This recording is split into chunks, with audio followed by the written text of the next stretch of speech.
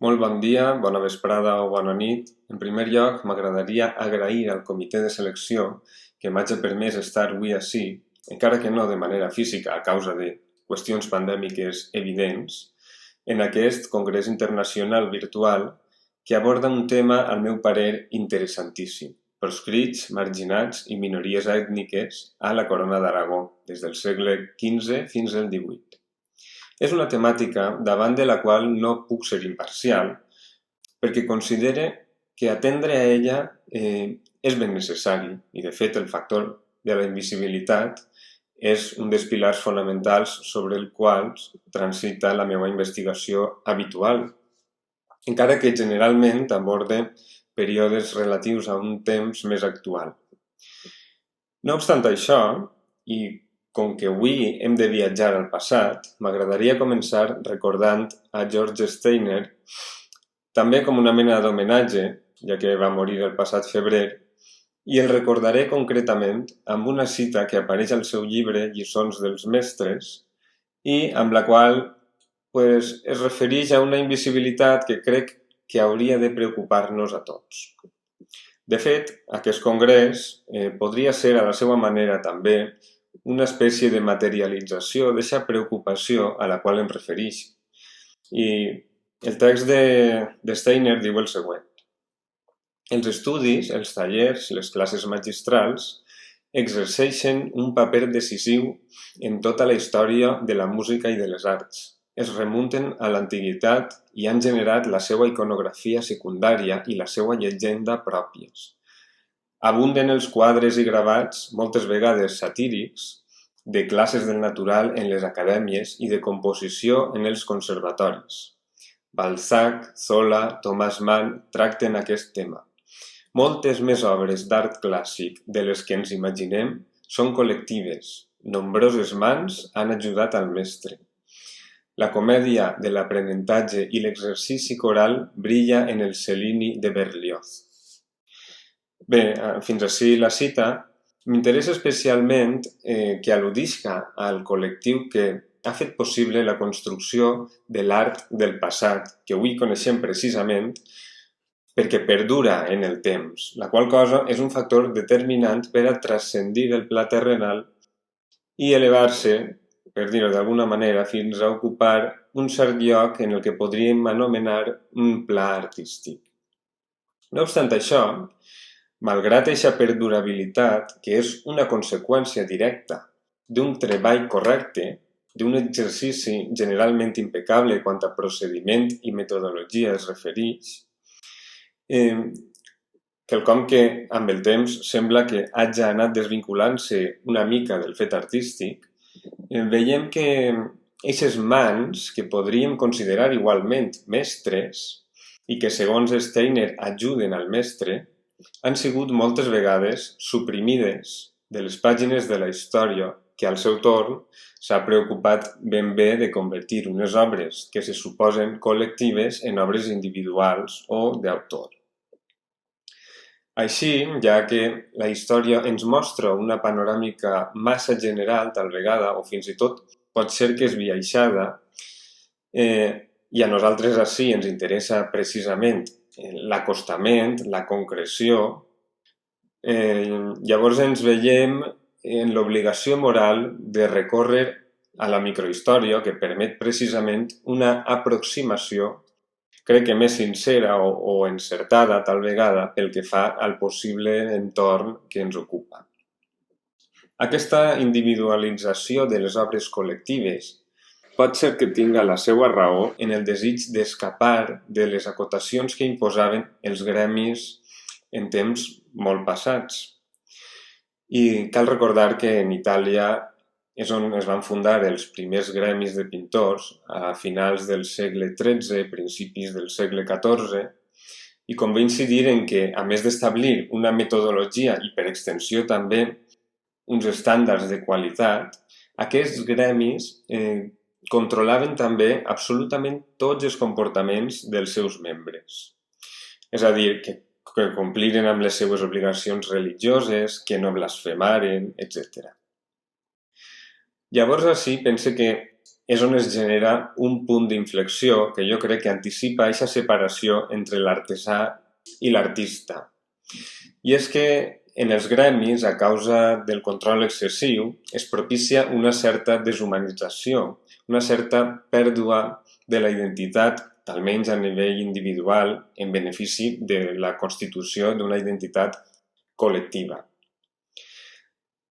Dic això perquè a partir d'ací els artistes, que normalment pretenien buscar aquesta unicitat o potenciar una personalitat pròpia, comencen a tindre uns comportaments més excèntrics i a eixir-se'n d'aquesta disciplina que marcaven els gremis. I ja que les arts no tenien una bona consideració social, doncs comencen a buscar relacionar-se amb gent ben posicionada i intenten allunyar-se del que seria la part manual, la part artesanal, que també, al cap i a la fi, és una part substancial del seu treball. De fet, fins i tot arriben a negar que els costa realitzar aquesta labor manual i comencen inclús a vestir-se, fins i tot per a treballar, amb robes ostentoses en un desig d'apropar-se a aquesta vida de riquesa que tal vegada admiraven o buscaven. Hi ha una cita de Plinio que parla sobre Zeusis, el pintor, i diu: va acumular una gran riquesa i per a presumir d'ella a Olímpia va posar el seu nom teixit en lletres daurades a les brodadures dels seus vestits.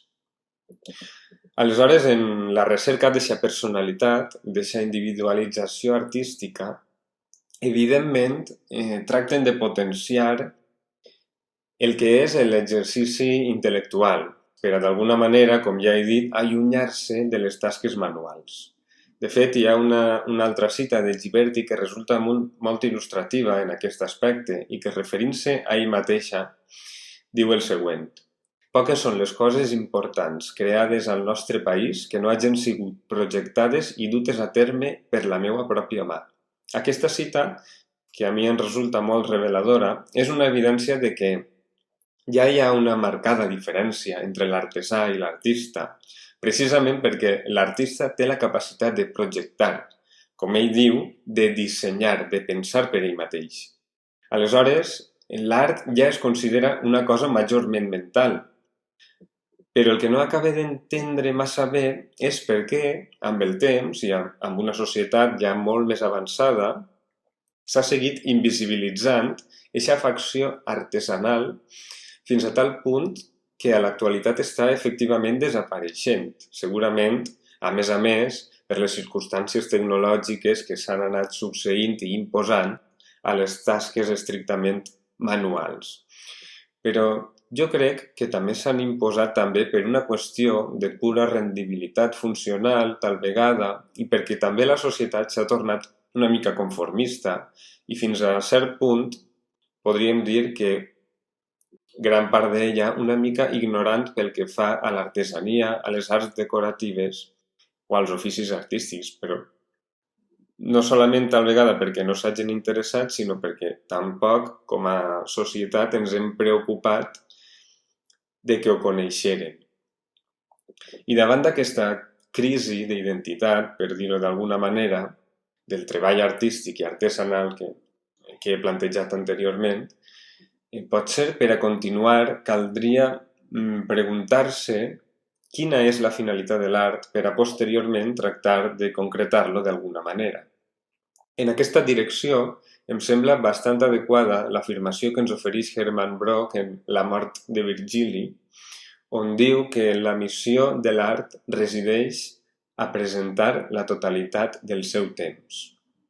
Aleshores, si parlem de presentar el context concret relatiu a un temps específic i observem al nostre voltant, veiem que, per exemple, ací a València, la indústria de la seda, que, com sabeu, va ser la principal indústria en el nostre territori, sobretot cap al segle XVIII, ha arribat fins i tot a canviar, és a dir, a mutar aquest entorn immediat de la qual formava part.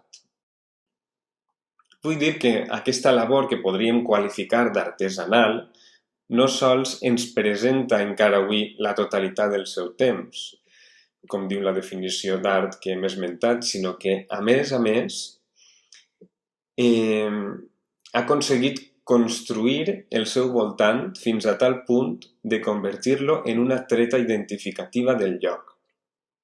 Per dir-ho d'alguna manera, en el cas de la ciutat de València, per exemple, encara avui continuen formant part substancial de la identitat de la ciutat edificis civils tan importants com ara la Llotja de la Seda, el Col·legi Major de la Seda o barris com el de Belluters, que recorden un ofici que ha sigut oblidat i extingit quasi per complet. Bé, des de que va començar l'ofici de la seda al territori valencià, al segle XV aproximadament, aquesta ha tingut o ha anat lligada a una funcionalitat. A més de ser el manteniment vital de moltes famílies, s'ha dedicat a confeccionar teles d'alta qualitat, amb més o menys motius, de diferents maneres o amb més o menys ostentositat. S'ha encarregat, a més, de caracteritzar les festes de llarg a llarg de la comunitat valenciana, de vestir la imatgeria pertinent, de construir, com ja he dit, una identitat col·lectiva o d'enriquir, en definitiva, no sols econòmicament, sinó també culturalment. No obstant això, ningú repara en les gens que existien darrere dels més de 4.000 telars que hi havia a València cap al segle XVIII. La majoria d'aquestes gens eren dones que entraven d'aprenents ja des de la joventut. Tenint això en compte, i dilucidant una mica ja sobre la qüestió artística, m'agradaria apuntar que, al meu entendre, l'art no pot considerar-se definitiu perquè en ell participen, conscient o inconscientment, els sentits més profuns de la ment que indaga reiteradament buscant respostes que no són definitives. O podríem dir que, d'alguna forma, l'art s'enfronta a la realitat a nivell particular, íntim, s'enfronta a la realitat més crua, sense tractar d'eludir-la, perquè un no es pot eludir a ell mateixa. Aleshores, m'agradaria ensenyar-vos una peça de Joan Millet, que és un artista que treballa amb l'objecte trobat, el ready-made, que s'anomena, i és aquesta peça que veieu ara en pantalla. És una obra que es titula Non Finito, però ens interessarem més per l'objecte trobat en si mateixa. Observem que, en principi, és un llenç negre, un cultivat buit de vellut, que ens presenta una espècie d'esbós brodat inacabat. A mi, particularment, aquesta qüestió m'al·ludeix de manera molt subtil a aquesta incertesa característica de l'enfrontament artístic. Si us fixeu, veureu que són unes roses brodades amb fil de seda de diversos colors i és una peça valenciana, segurament del segle XVIII, amb un volum construït a base de diferents valors. Això és el que anomenem brodat matisat, quan per a construir el volum s'utilitzen diferents valors tonals, és a dir, diferents colors. I el contorn tènue, que d'alguna forma revela la imprecisió d'unes tiges rematades amb verdes fulles de silueta dentada, com són les de les roses, ens creen una espècie d'imatge poètica que no acaba de ser simplement un treball amb una finalitat concreta, amb una funcionalitat. No acaba de ser un exercici artesà, simplement. Sembla que hi ha alguna més enllà. Perquè aquest exercici de brodat es mostra inacabat, però no per això perd interès en absolut. Es tracta d'una representació sense una funcionalitat, com ja he dit, o almenys sense una funcionalitat aparent, i fa l'efecte més d'una espècie de repte personal, tal vegada més proper a la intencionalitat artística.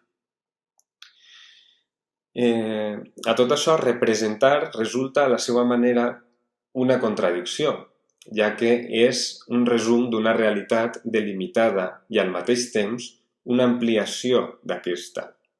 és una síntesi de l'element per incapacitat de l'ull que mira, les limitacions del qual l'obliguen a transmetre al cervell una imatge menys complexa que la real.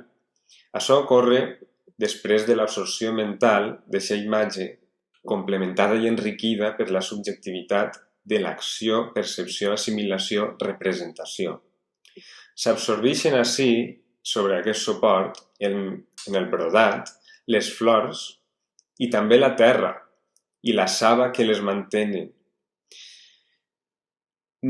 La representació, al contrari que la presentació, que la pura presentació, en aquest cas no alberga destrucció, sinó perpetuació. Es registra per a l'eternitat i es concreta allò que reté la imaginació de l'artífex. Tal vegada siga una espècie de materialització de la conjunció memòria-sentiment d'allò admirat en un temps pretèrit. El resultat és una espècie de relació causal que ens indica un cert respecte cap a la natura. No únicament transcendeix al temps allò representat sobre la tela negra, també ho fa la pròpia tela. L'artífex deixa superfície teixida en un teler manual que ha fet el vellut utilitzant la seda com a material, així com transcendeix qui ha fet el brodat també amb fil de seda, malgrat l'anonimat, no sabem qui és.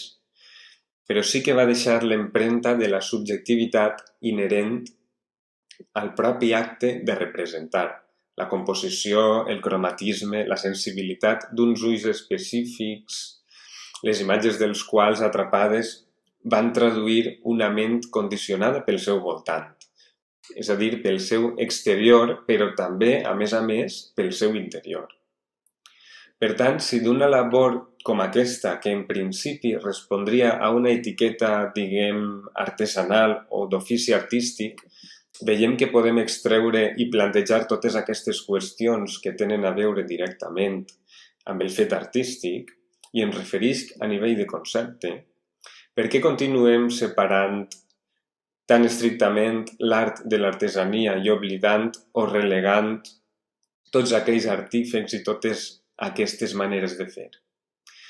Potser podrien complementar-se o bé convergir en algun punt, una altra vegada, per a enriquir-se.